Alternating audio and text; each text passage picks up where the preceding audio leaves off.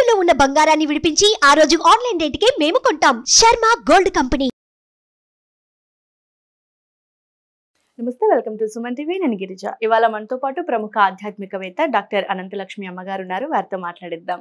అమ్మ నమస్కారం. నమస్కారం అమ్మ, సాధారణంగా పూజా విషయంలో కానీ లేదంటే మనుషులతో మాట్లాడేటప్పుడు కానీ ఇది మనిషి ఏంటి అంటే ఒక హ్యూమన్ బీయింగ్గా ఎదుటి వాళ్ళని నిందించటం, తప్పు తెలుసుకోకుండా తిట్టేసేయటం, ఇవన్నీ చాలా జరుగుతుంటాయి. తెలిసాక ఫీల్ అవుతారు కానీ తిట్టేశాక ఫీల్ అయినా కూడా ఉపయోగం లేదు కదమ్మా. సో ఇలాంటివి సాధారణంగా జరుగుతూ ఉంటాయి, తెలిసి తెలియక చాలా పొరపాట్లు. మరి అలా చేసిన వాటి తప్పులకి పరిహారంగా అంటే ఆ ప్రభావం మన మీద పడుతుందమ్మా? ఒకవేళ నిజంగా పడుతుంది అంటే గనక వాటి నుంచి ఏ విధంగా బయటపడాలమ్మా? పడకుండా ఎట్లా ఉంటుందమ్మా? నిప్పుల్లో చేయి పెట్టాక కాలకుండా ఉంటుందా? ఉండదు. ఎలా ఎలా ఉంటుంది? తప్పనిసరిగా. కాకపోతే కాలిన తర్వాత దానికి నువ్వు ఏం చేస్తావని దాన్ని బట్టి ఉంటుంది. మందేసుకుంటావా, నీళ్లలో పెడతావా, ఊరుకుంటావా, బొబ్బ ఎక్కితే ఎక్కిందిలే ఎప్పటికప్పుడు తగ్గుతుందని ఊరుకుంటావా, ఇలా ఉంటాయి కదా. అట్లా ఉంటాయి. దాన్ని బట్టి పరిహారాలు తప్పనిసరిగా ఉంటాయి. పొరపాట్లు తెలిసి చేస్తే తప్పనిసరిగా పశ్చాత్తాప పడవలసినదే. పశ్చాత్తాపడడం కాదు, వీలైతే పరిహారం కూడా చెయ్యాలి. నేను తెలియకుండా నేను నిందించాను అనుకో, ఒకసారి మళ్ళీ కలిసినప్పుడు అమ్మ అప్పుడు పొరపాటు అయిపోయింది, అనవసరంగా అన్నట్టున్నాను, ఏమి క్షమించు లాంటి పదాలు అనకపోయినా, అంటే చిన్నపిల్లవైతే క్షమించను అనం, పెద్దవాళ్ళనైతే క్షమించమని అడుగుతాం. మామూలుగా అయితే అమ్మ ఏమో అనుకోకమ్మా, తెలియక ఎవరిదో నీదని నేను పొరపాటు పడ్డాను, ఏమనుకోక తల్లి అని చెప్తాం. అప్పటికి మీకు తృప్తి కదా కలుగుతుందమ్మా. ఆ తృప్తి నాకు కొంత ఉపశమనం కలిగిస్తుంది, పూర్తిగా కాదు. ఎందుకంటే నేను మిమ్మల్ని నిందించినప్పుడు మీకు కొంత బాధ కలిగింది, ఆ బాధకు కారణం నేను అయ్యాను, దాని ఫలితం నేను అనుభవించాలి. కానీ అది కొనసాగకుండా నేను ఆపాను గనక అతి స్వల్పంగా వెళ్ళిపోతుంది. అంతే. వెంటనే కొంచెం వేడి తగలగానే వేలు లాక్కున్నట్టు అనమాట. అట్లా కాకుండా ఈ చిన్నపిల్ల, ఈ అమ్మాయికి నేను ఎందుకు చెప్పాలి, సారీ, గుర్తుందో లేదో, చెప్పి నేను తక్కువ అవుతానా అనుకుంటే దాని ఫలితం నువ్వు డెఫినెట్గా జీవితంలో అనుభవించాల్సి వస్తుంది. ఎందుకంటే కార్యకారణ సంబంధం అంటారు. కర్మ అనేది తప్పనిసరిగా ఫలితాన్ని ఇచ్చి తీరుతుంది. For every reaction there is an equal and opposite reaction అని చెప్పి న్యూటన్స్ థర్డ్ లా ఏదైతే ఉందో అది కర్మ సిద్ధాంతానికి 100కి 100 పాళ్ళు వర్తిస్తుంది. అసలు ఆయన కర్మ సిద్ధాంతం నుంచే దాన్ని తీసుకున్నాడని చెప్పేవాళ్ళు కూడా ఉన్నారు. ఏది చేసినా దాని ఫలితం అనుభవించక తప్పదు. అటువంటి పరిస్థితుల్లో మానవులన్న వాళ్ళు మంచి అనుకుని చేస్తే హాని జరగచ్చు అవతల వాళ్ళకి. కొన్ని సందర్భాల్లో చెప్పలేం కదమ్మా, నీకు మంచి అనుకుని నేను ఉద్యోగం చేస్తా, దానివల్ల నీకు హాని కలిగిందేమో, అయ్యో పొరపాటమ్మా, నేను నీకు మంచి చేయాలనుకున్నానో ఒక మాట అంటే అయిపోయింది. నేను నీకు చెడు చేయాలని ఉద్దేశంలో చెప్పలేదు కదా ఆ మాట, నేను మంచి చేయాలనే చెప్పాను, నా ఇంటెన్షన్ మంచిది, కానీ దాని ఫలితం సరిగ్గా రాలేదు కనుక దాని పరిహారం నాకు వీలైతే నేను చెయ్యాలి, లేదంటే కనీసం అంగీకరించాలి, అంగీకరించి పశ్చాత్తాపడాలి. ఇంకెప్పుడు ఎవరికి కూడా అటువంటి ఇబ్బంది కలగకుండా ఉండేట్టుగా చూసుకోవాలి. అంతేగాని చెప్పేసా అయిపోయింది ఏమైతే నాకెందుకు అని వదిలేసేయకూడదు అంటారు. వదిలేసేయకూడదు.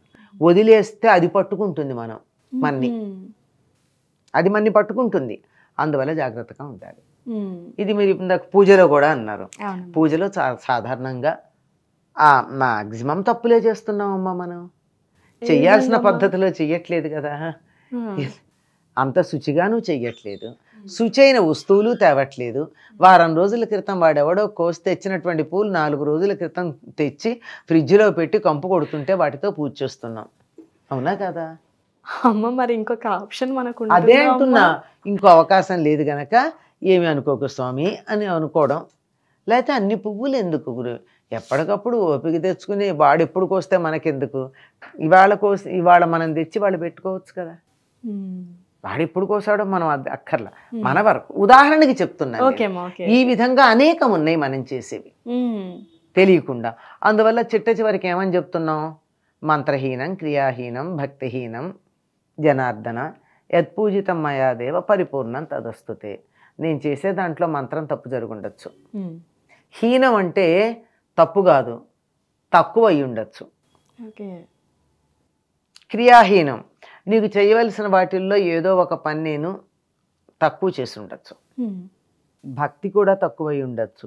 నీ దగ్గర పూజ చేస్తూ నేను ఎప్పుడు పూజ అవుతుందా భోంచేద్దామని నా మనసు దేవుడు అన్నం మీద ఉంది, తిండి మీద, నీ మీద లేదు, యాంత్రికంగా చేశాను, భక్తిహీనం. ఓకే, 3 ఉంటాయి కదా, ఇంతకన్నా ఎక్కువ ఉండేది లేదు. కానీ వీటన్నిటిగా పైన ఇంకోటి ఉందిలేండి, అది తర్వాత చెప్తా. ఇట్లాంటివి ఏవైనా ఉన్నట్టయితే వాటన్నిటినీ నన్ను క్షమించు, కోరుకోవచ్చు. పూజితం మయాదేవ పరిపూర్ణం తదస్తుతి. ఎక్కడన్నా ఏదన్నా లోటు ఉంటే ఆ లోటు నువ్వే పూర్తి చెయ్యి, నేనేం చేస్తాను. ప్రతిసారి పూజ అయ్యాక చెప్పుకుంటాం కదా. వీటన్నిటినీ మించింది వాక్కులో పరమ భయంకరమైనటువంటి తప్పులు. చెబితే కూడా సరిదిద్దుకోరు, ఇష్టం వచ్చినట్టు చదువుతారు. కొన్ని స్తోత్రాలైతే అమ్మవారిని కానీ అయ్యవారిని కానీ తిడుతున్నట్టే ఉంటాయి. ఆ గొంతేనా, ఆ ఇంటోనేషనేనా, ఆ ఉచ్చారణ, విడదీయటం, ఇవన్నీ కూడా భయంకరమైనటువంటి భావాలను కలిగించేట్టుంటాయి.